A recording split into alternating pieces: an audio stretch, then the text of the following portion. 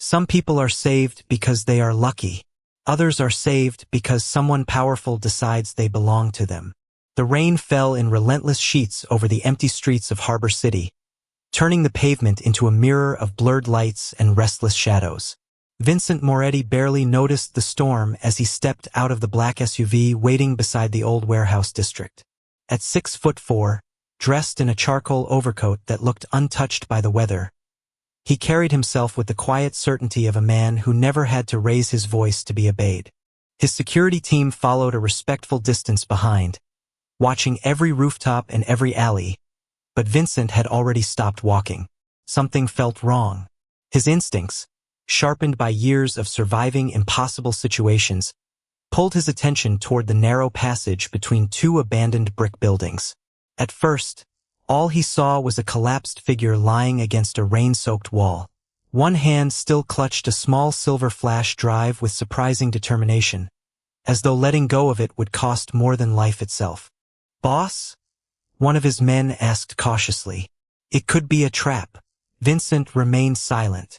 The stranger looked young, dressed in ordinary clothes that were torn from days of running rather than luxury or violence.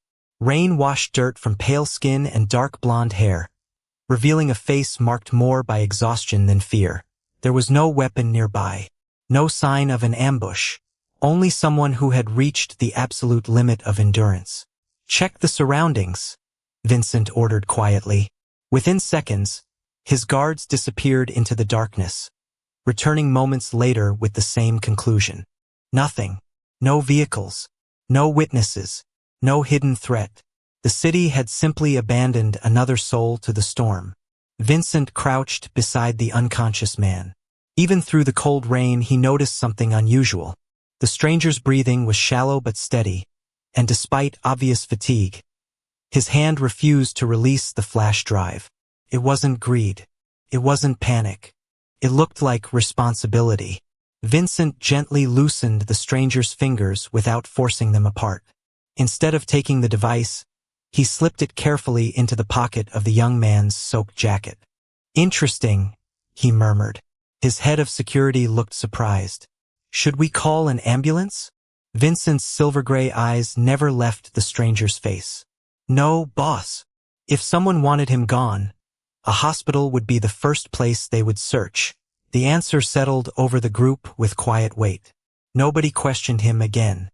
Vincent stood and removed his own overcoat, placing it carefully over the unconscious stranger before lifting him into his arms with effortless control.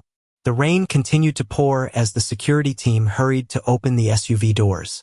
During the drive back to the Moretti estate, the stranger never woke, but once, just for a second, he whispered something too faint for anyone except Vincent to hear. "Don't let them find me." Vincent looked out the rain-covered window, his expression unreadable. He had spent years deciding who deserved protection and who deserved distance. Tonight, for reasons he could not explain, that decision had come faster than thought itself. As the towering iron gates of the estate slowly opened, one certainty settled into his mind with absolute clarity. Whoever this stranger really was, he would not be leaving until Vincent Moretti uncovered the truth. The first thing Ethan Brooks noticed was the silence. It was not the uneasy silence of an empty apartment or a lonely motel room.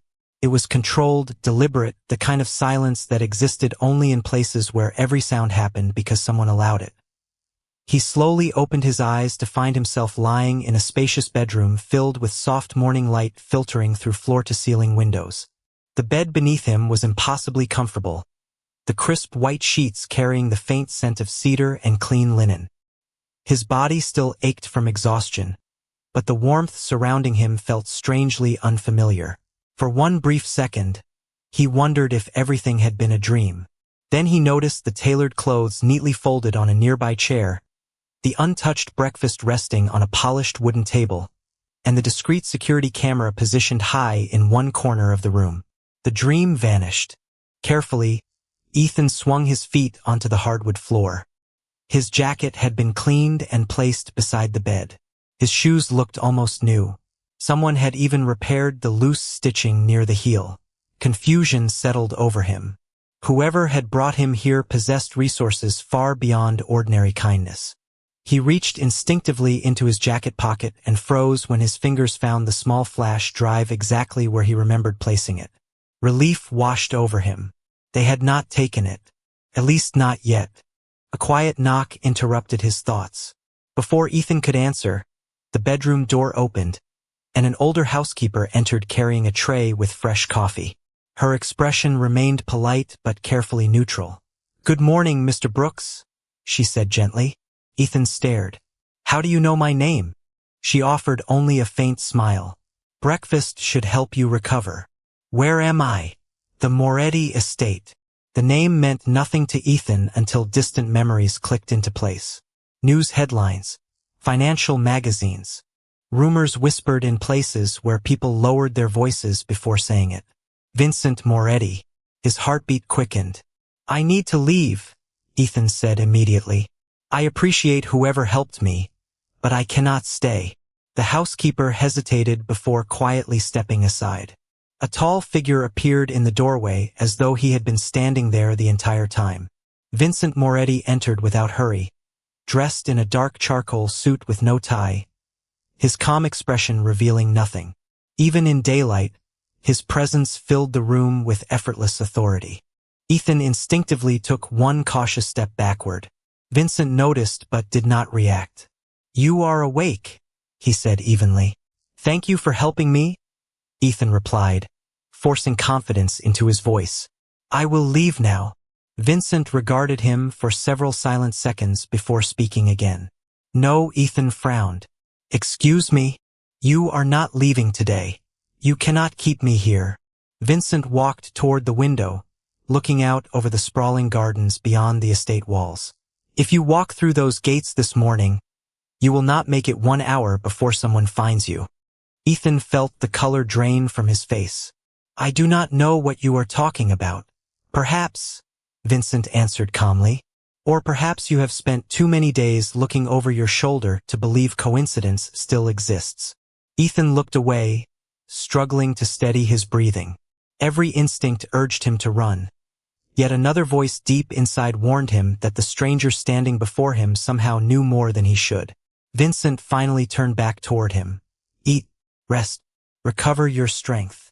Ethan met his gaze. "And after that?" Vincent's expression remained unreadable, but his answer came without hesitation. "After that, we discover who has been chasing you, and only then will I decide whether it is safe for you to leave." Ethan quickly realized that the room was only the smallest part of the estate. Over the next 2 days, he was free to walk through elegant hallways lined with old paintings, quiet libraries filled with leather-bound books, and gardens that stretched for acres behind the mansion. No one stopped him. No locked doors blocked his path.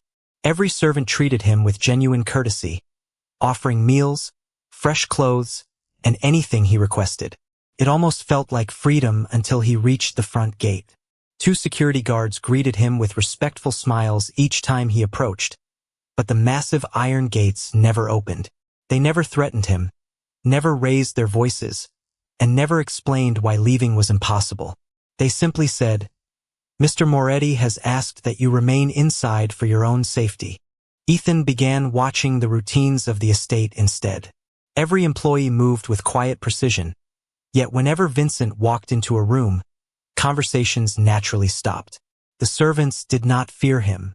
They respected him with complete confidence. That difference unsettled Ethan even more. One afternoon he wandered into the estate library, hoping to find a newspaper or local map. Instead, he found Vincent standing beside a large window reading a financial report. Without looking up, Vincent asked, "Did you sleep well?" Ethan folded his arms. "You always seem to know where I am." Vincent calmly closed the folder. "This is my home." "That is not an answer. It is the only one you need." Ethan sighed. "You still have not told me why you think someone is looking for me." Vincent studied him quietly before asking a different question. "Is Ethan Brooks your real name?" The words landed like cold rain. Ethan hesitated for only a heartbeat before forcing a smile. "Of course." "Interesting." Vincent walked toward a nearby bookshelf and removed a small leather notebook. Yesterday you signed for a package of medication using your left hand. This morning you filled out a visitor record using your right hand. Ethan remained silent. You also said you grew up in Seattle, but your accent changes every time you become nervous. It disappears completely when you stop thinking about your answers. Vincent's expression remained calm, almost curious rather than accusing. People who tell the truth rarely need to remember it. Ethan looked toward the window instead of meeting his eyes. Maybe I just have a bad memory. Vincent accepted the answer with a slight nod. Perhaps. The conversation should have ended there, but Vincent noticed something else. Outside the library window, gardeners had begun trimming a row of hedges with electric tools. The sudden mechanical noise echoed across the courtyard. Ethan instinctively flinched and stepped backward before realizing what he had done. His breathing became uneven for several seconds before gradually returning to normal. Vincent pretended not to notice, but the reaction stayed with him. Later that evening, his head of security entered the study carrying a thin folder. We searched every public record connected to Ethan Brooks, he reported. Nothing matches. It is as if the identity appeared only recently. Vincent remained thoughtful. Then continue searching. Do you believe he is dangerous? The man asked carefully. Vincent looked through the rain-speckled window toward the softly lit guest room where Ethan was resting. No, he answered after a long pause. I believe he is frightened. There is a difference. People do not abandon their past unless they believe it will eventually find them. Upstairs, Ethan sat alone on the edge of the bed, removing the silver flash drive from his pocket once again. He stared at the tiny device for several long moments before whispering to himself, just a little longer. What he did not know was that someone beyond the estate walls had already discovered exactly where he had disappeared. The following morning, Ethan expected another quiet breakfast alone, but the dining room was already occupied. Vincent sat at the far end of the long oak table, reading reports while a cup of black coffee rested untouched beside him. Sunlight streamed through the tall windows, giving the room an unexpected warmth that contrasted sharply with Vincent's composed expression. Ethan hesitated before taking a seat across from him. Neither man spoke for several minutes. The only sounds were the faint clink of silverware and the distant singing of birds from the gardens outside. Finally, Ethan broke the silence. Do you always start your mornings working? Vincent folded one page and looked up. Someone has to make decisions before everyone else wakes up. Ethan smiled faintly. You make it sound lonely. Vincent considered the comment but did not answer. Instead, he noticed Ethan quietly favoring his left ankle while reaching for his coffee. Your leg still hurts, Vincent observed. It is getting better. Dr. Reynolds will examine it again this afternoon. Ethan blinked in surprise. You already arranged that? Yes. Without asking me? Vincent calmly returned to his paperwork. You would have refused. Ethan could not argue because the answer was true. As the days passed, small changes began appearing throughout the estate. The guest room where Ethan stayed suddenly contained shelves filled with novels matching the genres he had borrowed from the library. A sketchbook and pencils appeared beside the window after Vincent noticed Ethan absent-mindedly drawing patterns on scraps of paper during breakfast. The kitchen staff somehow learned that Ethan preferred blueberry pancakes over eggs, although he had never mentioned it aloud. Nothing was announced. Nothing was explained. The changes simply happened. The household staff noticed them as well. During one afternoon tea break, two longtime employees exchanged quiet observations in the servants' hall. Have you ever seen Mr. Moretti order fresh flowers for the guest wing before? One whispered. The other shook her head. Never. He usually forgets the guest rooms even exist. And yesterday he canceled 2 meetings. Because Mr. Brooks had a fever, the older housekeeper finished softly. I have worked here for 18 years. I have never seen him postpone business for anyone. Upstairs, Ethan stood on the balcony overlooking the gardens, unaware of the conversations happening below. For the first time in months, he felt his shoulders beginning to relax. He almost believed he could forget everything waiting beyond the estate walls. That illusion lasted until he noticed additional security vehicles arriving through the front gate.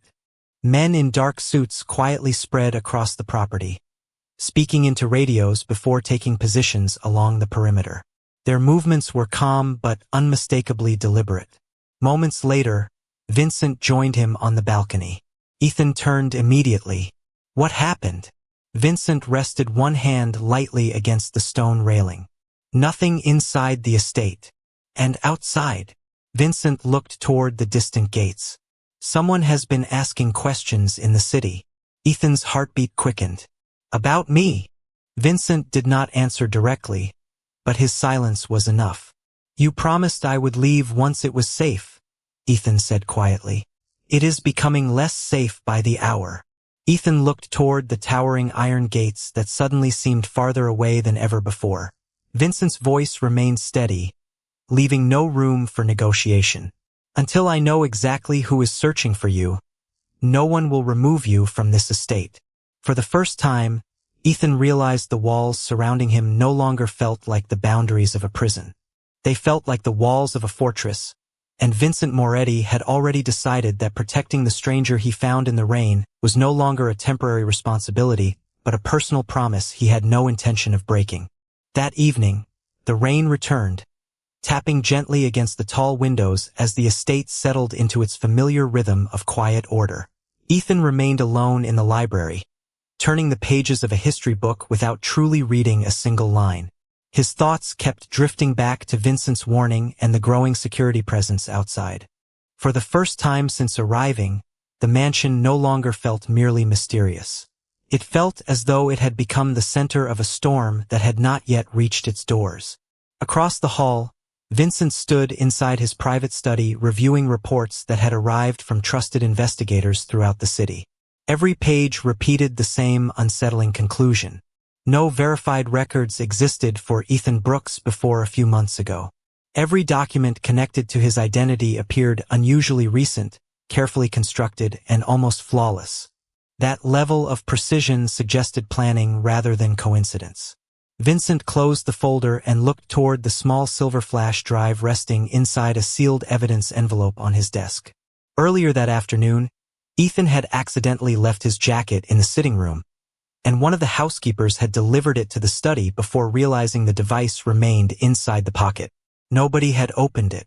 Nobody had attempted to examine its contents. Even so, Vincent could not ignore the question that had been growing since the night of the rescue. Why would an exhausted young man protect a simple flash drive more carefully than his own safety? After several long moments, Vincent picked up the envelope but stopped before breaking the seal. Instead, he placed it back into the desk drawer and locked it. If Ethan wanted the truth hidden, forcing it into the light would accomplish nothing. Trust, once broken, could not easily be rebuilt. The following morning, Ethan entered the study carrying an uneasy expression. Before he could speak, Vincent quietly placed the unopened envelope on the desk between them. Ethan stared at it in complete disbelief. His hands trembled slightly as he recognized the familiar shape inside. Slowly, he looked up. "You did not open it?" Vincent answered with complete honesty. "No, you could have." "Yes. Why did you not?" Vincent remained silent for several seconds before replying. "Because I wanted your first honest answer more than I wanted an easy shortcut." Ethan lowered his eyes, visibly struggling with emotions he had spent weeks suppressing. He picked up the envelope but did not put it away immediately. Instead, he held it carefully between both hands as though deciding whether to continue carrying the burden alone. "There is something on this drive," he admitted quietly. "Something people should never have." Vincent listened without interrupting. "Is it valuable?" "Not because it can make someone rich." Ethan swallowed. "Because it can destroy powerful people." The room became perfectly still. Vincent's expression remained composed, yet the importance of those words settled heavily between them. "Did you create the information?" Vincent asked. "No. Did you steal it?" Ethan slowly shook his head. "I was only asked to protect it until it reached someone who could expose the truth." Before Vincent could ask another question, a discreet knock interrupted the conversation. His head of security entered carrying a tablet, his usually calm expression noticeably more serious than before. "Sir," he said carefully, "our surveillance team intercepted new information this morning. Multiple groups have begun searching the city using the same photograph." He placed the tablet on the desk. Without hesitation, Ethan recognized the image. It was a security camera photograph of himself taken only days before the rainstorm. His face immediately lost all color. Vincent looked from the photograph to Ethan's shaken expression and understood something important. The people searching were not guessing anymore. They knew exactly who they were looking for, and sooner or later, they would realize precisely where he had disappeared. The atmosphere inside the Moretti estate changed before anyone spoke the words aloud.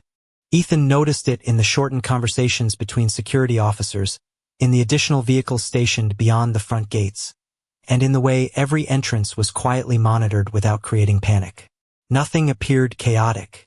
Everything appeared prepared. Late that afternoon, Vincent invited his senior advisors into the estate's conference room. Ethan was not part of the meeting, but from the library balcony overlooking the gardens, he watched unfamiliar luxury sedans arrive one after another. The visitors carried themselves with polished confidence, dressed in expensive suits that suggested influence rather than ordinary business. They remained inside for nearly 2 hours before leaving with unreadable expressions. When the last vehicle disappeared down the private road, Vincent walked directly to his study without stopping to speak with anyone. His head of security followed moments later carrying another folder marked confidential. "They delivered a message," the man reported quietly. Vincent remained standing beside the window.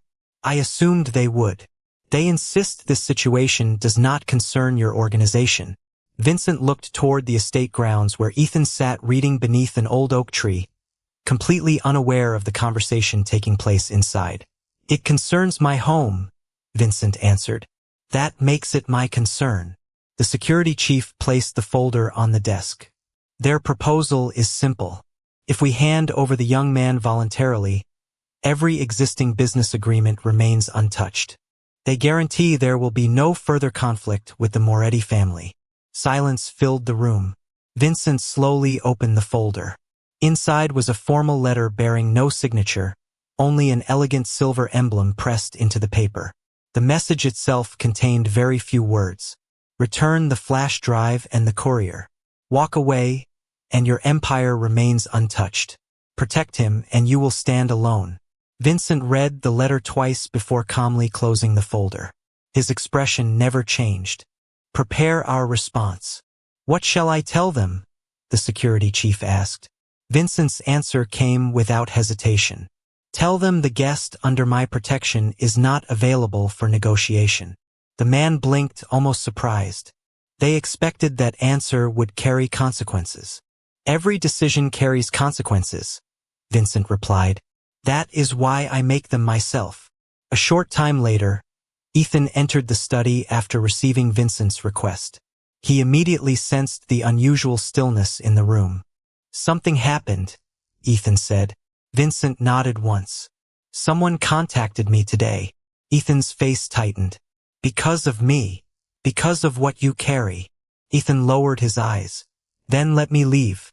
If I disappear again, this ends." Vincent stepped closer until only the desk separated them.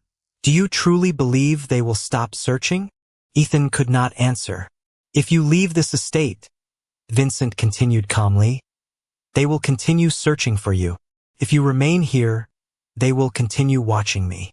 The difference is that here, you are not facing them alone." Ethan looked at Vincent with growing disbelief. "Why would you risk everything for someone you barely know?" Vincent held his gaze without the slightest uncertainty. "Because I made a promise the night I carried you out of the rain. I do not abandon people after deciding to protect them." Ethan felt every carefully built wall inside himself begin to crack. For weeks he had believed survival depended on trusting no one.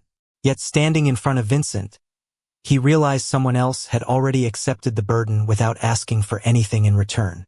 Outside the study windows, the evening sky darkened as another storm rolled toward the estate. But this time the approaching clouds were no longer the greatest danger.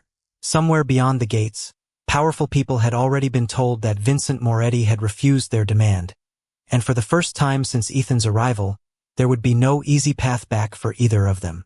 Ethan did not sleep that night. Long after the lights throughout the estate had faded, he remained seated beside the bedroom window, watching the security patrols move quietly across the grounds below. Every passing flashlight reminded him of a truth he had tried to ignore. Vincent had chosen to stand between him and people whose influence reached far beyond one city. That decision could not be undone. As dawn painted the horizon with pale gold, Ethan made up his mind. He walked to Vincent's private study carrying the silver flash drive in both hands. Vincent was already there, reviewing documents with the same calm focus that seemed untouched by sleepless nights or difficult choices. Without saying a word, Ethan placed the flash drive on the desk. Vincent looked at it but made no move to pick it up. "I owe you the truth," Ethan said quietly. Vincent leaned back in his chair, giving Ethan his full attention. "Then tell me only what you are ready to tell." Ethan drew a slow breath. "Several months ago, I worked as a systems analyst for a technology consulting company. We handled secure data storage for corporate clients. During a routine maintenance project, I discovered encrypted files that had been hidden inside an ordinary archive. At first, I believed it was a technical mistake. Then I realized someone had intentionally concealed financial records, private communications, and evidence connecting powerful organizations to years of corruption." Vincent remained silent, allowing him to continue. "I reported it to the only supervisor I believed I could trust." Ethan looked down at the floor, regret filling his voice. "That was my mistake." Within 24 hours, people began asking questions I could not answer. Friends stopped returning my calls. My apartment was searched while I was away. Someone warned me that if I wanted the truth to survive, I had to disappear before the information did. Ethan gently rested his fingertips against the flash drive. Everything on this device was copied by another employee before he vanished. He gave it to me because he believed nobody would suspect someone ordinary. A faint, bitter smile crossed Ethan's face. He was wrong. Vincent finally spoke. "You are not ordinary. Ordinary people would have abandoned it to save themselves." Ethan shook his head. "There were moments when I wanted to. Every day I wondered if protecting this drive was worth losing my old life." His voice grew steadier as he looked directly at Vincent. "Then you found me. You never demanded answers. You never forced the truth from me. You simply kept your word." The room fell quiet again. Vincent reached forward, not for the flash drive, but for a leather folder resting beside it. He opened it and slid several printed photographs across the desk. They showed smiling families, community centers, scholarship programs, and hospitals carrying the Moretti Foundation name. Ethan looked at them in surprise. "These are your projects?" Vincent nodded once. "Power is meaningless if it protects only itself. That is why I understand why someone would risk everything to keep the truth alive." Ethan felt something inside him finally settle. For weeks he had lived as though every stranger represented another threat. Now, for the first time, trust no longer felt impossible. Vincent carefully pushed the flash drive back across the desk. "Keep it with you." Ethan frowned. "You still are not going to open it?" "When the right moment comes," Vincent replied calmly, "we will reveal its contents together, not because fear forces us to, but because the truth deserves to be seen the right way." Ethan closed his hand around the small device once more, no longer carrying it alone. Outside the study windows, the estate remained peaceful, but beyond the gates, people who had built their influence on carefully hidden secrets were already preparing their next move. Unaware that the bond between Vincent and Ethan had become far stronger than either of them had expected. The decision was made before sunrise. Vincent gathered his closest advisors inside the conference room overlooking the eastern gardens, where the first light of morning painted the estate in calm shades of gold. The atmosphere remained disciplined, but everyone understood that the conversation would shape everything that followed. Maps, financial reports, legal documents, and communication records covered the long table. Vincent stood at its head without raising his voice. No unnecessary confrontation, he said evenly. Our objective is simple. Protect the people inside this estate and expose the truth through lawful channels. His advisors exchanged brief glances. One finally spoke. If they continue applying pressure to our business partners, we could lose contracts worth hundreds of millions of dollars. Vincent answered without hesitation. Money can be rebuilt. Integrity cannot. The room fell silent. No one challenged him again. Upstairs, Ethan watched the meeting from the second-floor balcony through the open doors. He had expected Vincent to distance himself from the situation once the risks became clear. Instead, every decision placed the responsibility more firmly on Vincent's own shoulders. Later that afternoon, Vincent invited Ethan into the estate's media room, where several large monitors displayed secure communication networks. There is something you should see, Vincent said. One screen showed attorneys reviewing evidence. Another displayed cybersecurity specialists verifying digital records. A third showed representatives from independent oversight organizations preparing confidential reports. Ethan looked from one screen to another in disbelief. You have been planning this the entire time. Vincent nodded. If the information on that drive is authentic, releasing it carelessly would only create confusion. It must be verified first. Ethan slowly realized that Vincent had never intended to use the evidence for personal advantage. Every step focused on protecting the truth rather than controlling it. I thought you would hide it, Ethan admitted quietly. Instead, you are preparing to let everyone see it. Vincent gave a faint smile. Truth has greater value when people trust how it reaches them. At that moment, Vincent's head of security entered with encouraging news. Several independent experts had completed their preliminary review. The files appeared genuine, and encrypted timestamps confirmed they had not been altered. Ethan closed his eyes for a brief moment, feeling months of uncertainty begin to lift. The burden he had carried alone was finally becoming something larger than fear. As evening settled over the estate, Vincent and Ethan walked through the quiet gardens together. The fountain reflected the last colors of sunset, while the cool breeze carried the scent of fresh roses across the stone pathways. Do you regret helping me? Ethan asked after a long silence. Vincent looked toward the horizon before answering. Not for a single moment. Ethan smiled for the first time without hesitation. Neither do I. Before either man could say more, Vincent's phone vibrated softly. He listened to the brief report, then slipped the device back into his pocket. Ethan noticed the subtle change in his expression. What happened? Vincent answered calmly. The organizations reviewing the files have agreed to move forward tomorrow morning. Ethan let out a slow breath. So this is finally over? Vincent looked toward the estate gates standing quietly beneath the fading evening sky. No, he replied. Tomorrow is not the end of the story. It is the day the truth begins speaking for itself. As darkness settled across the estate, the lights inside every window remained steady, and for the first time since the rainy night that had brought them together, neither Vincent nor Ethan was waiting for the unknown. They were waiting for morning, confident that honesty, patience, and trust would prove stronger than fear, and that the choice they had made together would change far more lives than their own. Morning arrived with clear skies, and for the first time in months, Ethan did not wake expecting to run. Sunlight poured through the windows of the Moretti estate as the final verification of the files reached the independent organizations that had agreed to examine every record with complete transparency. Throughout the day, trusted investigators, legal experts, and journalists carefully confirmed the authenticity of the information before presenting it through official channels. The truth spread steadily, supported by evidence rather than rumors, allowing institutions to begin their own investigations. The burden that had once rested on one frightened young man was now carried by people whose responsibility was to protect justice. Inside the estate, the atmosphere slowly transformed.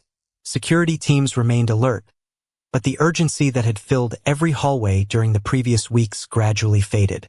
Staff members smiled more often, conversations became lighter, and the gardens once again felt like a place of peace instead of preparation.